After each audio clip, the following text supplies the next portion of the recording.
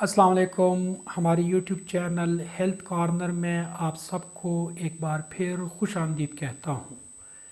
Dear audience, आजकल admissions के दिन हैं। पाकिस्तान के अंदर और पाकिस्तान से बाहर मुख्तलिफ़ यूनिवर्सिटियाँ, मुख्तलिफ़ कॉलेजेस एडमिशन जो है वो ऑफ़र करती हैं। हमारे मुल्क के अक्सर व बेशतर स्टूडेंट जिनको यहाँ पाकिस्तान में MBBS में एडमिशन नहीं मिलता तो वो बाहर के ममालिक में जाकर MBBS करना चाहते हैं। लिहाजा आज की वीडियो में चंद एक बातें बताना ज़रूरी है ताकि अगर आप अपनी डिग्री जो है वो मुकम्मल करें और बाद में या इस तालीम के दौरान आपको किसी किस्म का कोई मसला दरपेश ना आए। सबसे पहले पाकिस्तान में MBBS के लिए जो मिनिमम क्राइटेरिया है, यानी pre medical, first division, FAC में ये तीन बातें ज़रूरी हैं। FAC, प्री मेडिकल और फ़र्स्ट डिवीज़न, ये पाकिस्तान में मिनिमम क्राइटेरिया हैं। ये अगर आपके पास मौजूद है तो आप बाहर के किसी मुल्क में अगर दाखिला लेना चाहते हैं तो आप ले लें। बाज़ यूनिवर्सिटियाँ बाहर के ममालिक में ऐसी हैं जिनमें या तो प्री मेडिकल की शर्त नहीं होती या फिर वहाँ पर 60% की शर्त नहीं होती। आप अगर ऐसी किसी यूनिवर्सिटी में दाखिला ले लेते हैं, उधर से आप MBBS कर लेते हैं और वापस अपने मुल्क आ जाते हैं तो फिर यहाँ आपको रजिस्ट्रेशन नहीं मिलेगी, क्योंकि ये बेसिक क्राइटेरिया जो है आप पूरा नहीं कर रहे हैं। दूसरे नंबर पर अगर आप बाहर की किसी मुल्क में दाखिला लेने के ख्वाहिशमंद हैं तो आप PMDC के ऑफ़िस में जाए या फिर PMDC के वेबसाइट पर जाए। जिस यूनिवर्सिटी में आप दाखिला लेना चाहते हैं उस यूनिवर्सिटी को चेक कर ले कि क्या वो यूनिवर्सिटी PMDC के साथ रिकॉग्नाइज्ड है या नहीं है।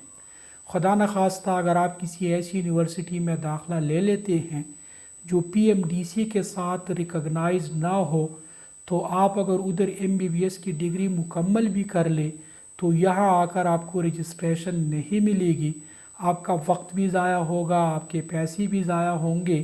तो इस मुश्किल से बचने के लिए बहुत ज़्यादा ज़रूरी है कि आप PMDC के ऑफ़िस में ख़ुद जाकर या फिर उनके वेबसाइट पर देखकर ये तसल्ली कर ले कि ये यूनिवर्सिटी रिकॉग्नाइज्ड है।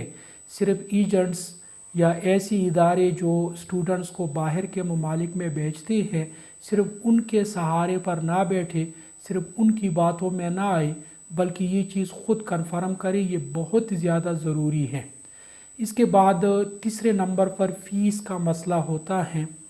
अक्सर इश्तिहारात में या सोशल मीडिया पर हम जो इश्तिहारात देखते हैं उनमें उमूमन सिर्फ ट्यूशन फ़ीस के मुताल्लिक़ बता दिया जाता है।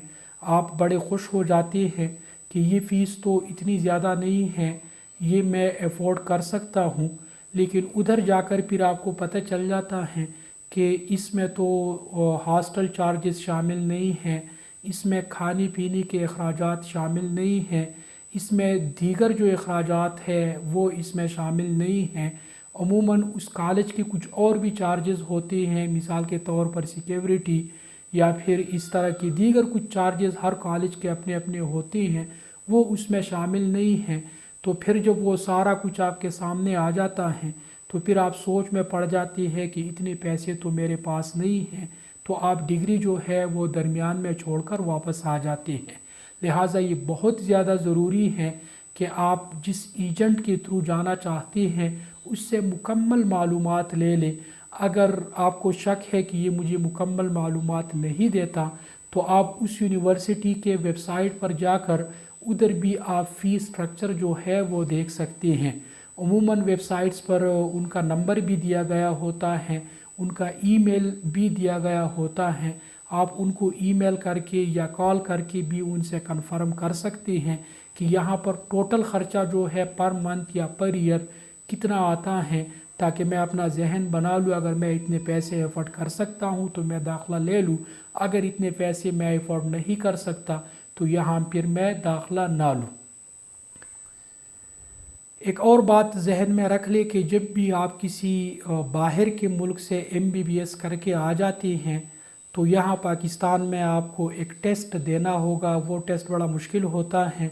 ابھی جو اس سال جو ٹیسٹ ہوا تھا اس میں صرف چند ہی لوگ پاس ہو گئے ہیں، باقی اکثر فیل ہو گئے ہیں. تو یہ چیز آپ نے ذہن میں رکھ دینی ہے.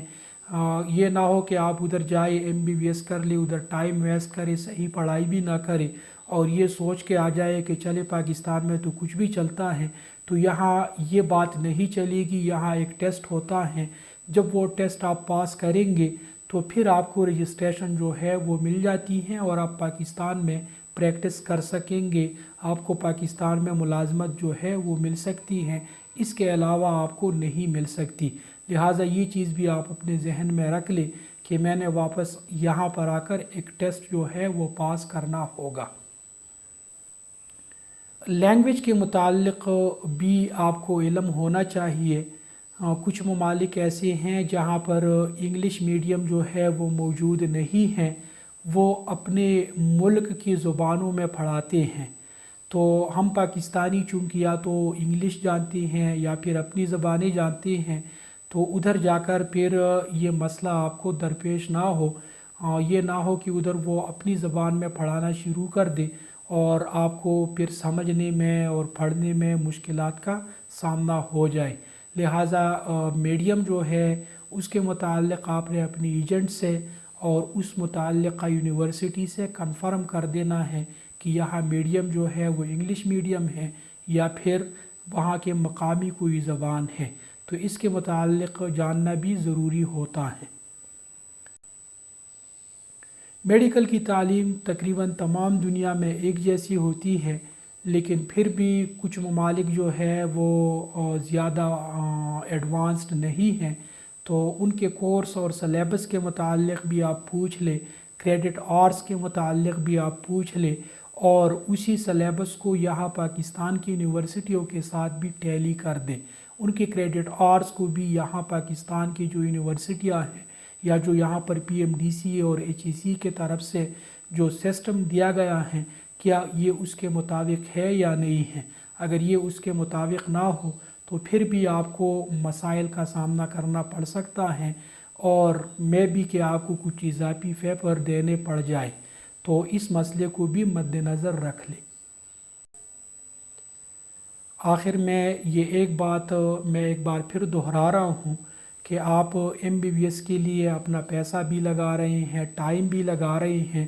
تو یہ بہت زیادہ ضروری ہے کہ ہر قسم کے معاملات جو ہے وہ پہلے سے آپ کو علم ہونا چاہیے تاکہ کل آپ کے لیے کوئی مشکلات نہ ہو ادھر پڑھنے کے دوران بھی. اور جب آپ پڑھائی مکمل کرتے ہیں اور واپس اپنے ملک میں آ جاتے ہیں تو ادھر بھی آپ کو کوئی مسئلہ نہ ہو، آپ کو رجسٹریشن بھی آسانی کے ساتھ مل جائے. آپ کو اگر ملازمت کرنی ہو تو یہاں ملازمت بھی آسانی کے ساتھ مل جائے. میری دعائیں آپ کے ساتھ ہے. آپ جہاں بھی رہیں کامیاب رہیں اور خوش رہیں. مجھے بھی اپنی دعاؤں میں یاد رکھیے گا. اللہ نگہباں.